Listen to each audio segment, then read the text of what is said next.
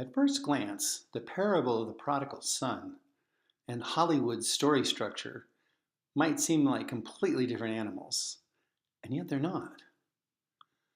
The parable, the mashal, represents the greatest effort to imagine God in all of rabbinic literature.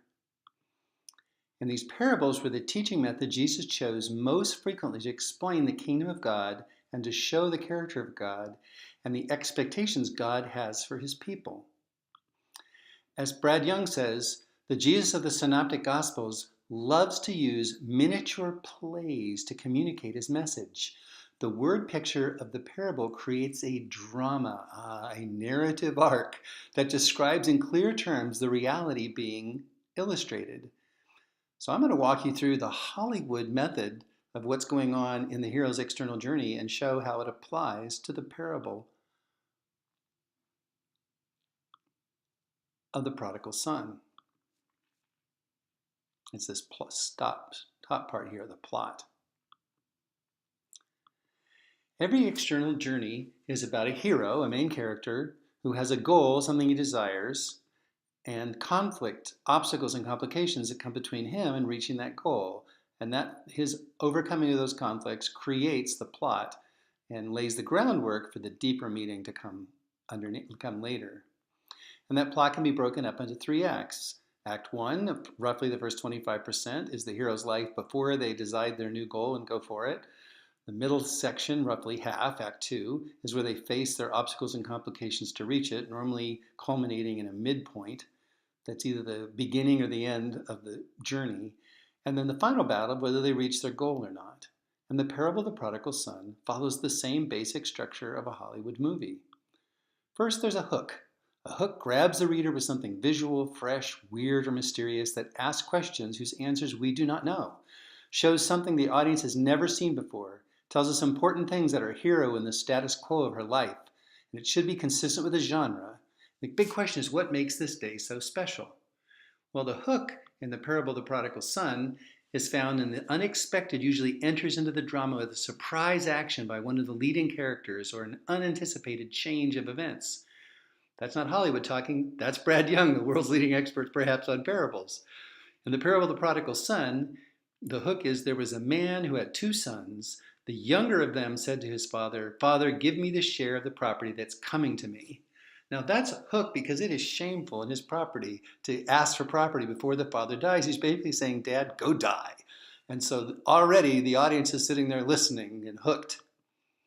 The inciting event comes, disrupts the status quo in the hero's world, and sets the story in motion. The process begins with a general sense of upsetting the apple cart, but the true inciting event is the last straw propelling the hero forward on their new quest or desire. We'll see that clear in some Hollywood films, but it's still clear here. The inciting event here is the surprise to the audience that the father divided up his property between his 2 sons. This is completely unheard of and lays the groundwork for the next stage, or the Rubicon. Now, the Rubicon is kind of my description of helping people understand whether or not the inciting event has taken place or not.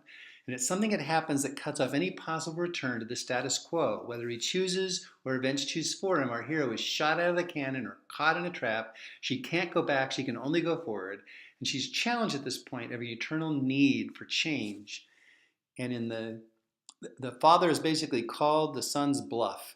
And so in the parable of the prodigal son, not many days later, the younger son gathered all he had and took a journey into a far country. Of course, the very definition of a second act is it's a journey or a quest after a new desire or a new goal. This new desire, our hero begins moving towards her goal. She may be following events or another character passively or even grudgingly, but they are now somewhere between stumbling and streaking towards their new desire. Well, in the case of the prodigal son, it's a streaking towards a new desire where he squandered his property in reckless living. He was out to have a good time and he spent the money doing it. Now that leads to rising tension. This is not so much a plot point as a process. Our hero faces obstacles, complications, and conflicts standing between them and their goal. They either fail to overcome them or overcome them in such a way that leaves them short of their ultimate goal. In this case, when he had spent everything, a severe famine arose in that country. So the famine is a huge country, and being broke is a huge obstacle as well. The next phase is normally the midpoint of the film, which normally comes right near the middle of the point. It's either a false victory or a false defeat that marks a major development and spins the story in a new direction. The hero seems to come to the end of their journey as they either seem to utterly fail or appear to win only to realize they are still far from their goal. In this case, it seems like the pharaoh has completely come to the end. It says he began to be in need. But in this case, it's not enough to stop him. He goes into the next plot point, which is the all-in. The all-in, in the light of the new realization of the midpoint and in unexpected moments of grace, propel the hero to renew their commitment to the quest, often with a new plan and new motive. So he doubles down, the prodigal son. They're no longer passive or half-hearted. They're all in, even as they still face greater obstacles, conflicts, and complications. The prodigal son goes all in by hiring himself out to one of the citizens of that country who sent him to his field to feed pigs. It's a big commitment for a Jewish young man to be feeding pigs, which are considered unclean, which leads normally that all-in moment of that second half to an all is lost moment, which normally marks the end of Act 2.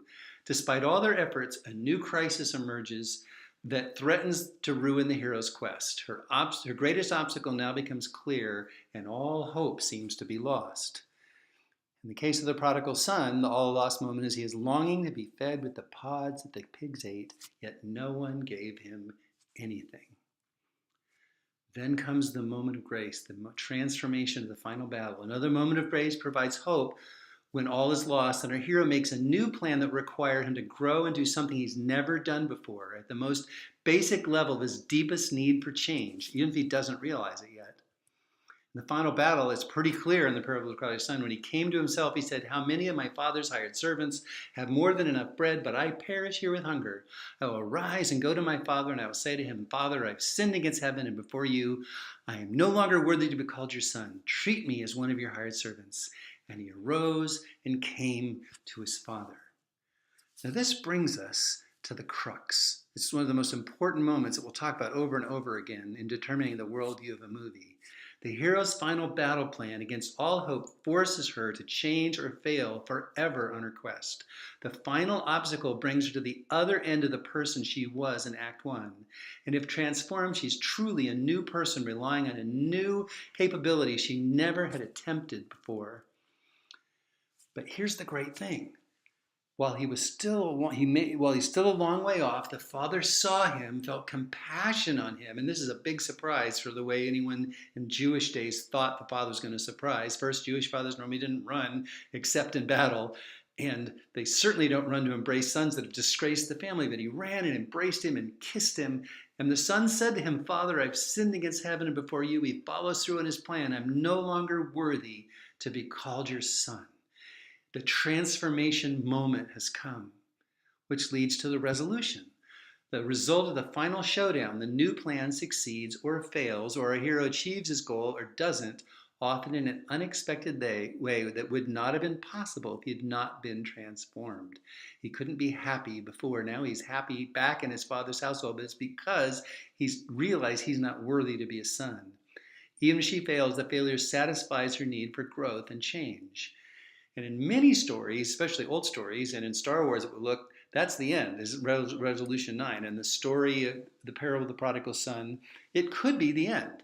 But the father said to his servants, "Bring quickly the best robe and put it on him, and put a ring on his hand and shoes on his feet, and bring the fattened calf and kill it, and let us eat and celebrate, for this son of mine was dead, and he's alive again. He's lost and is found." And they began to celebrate.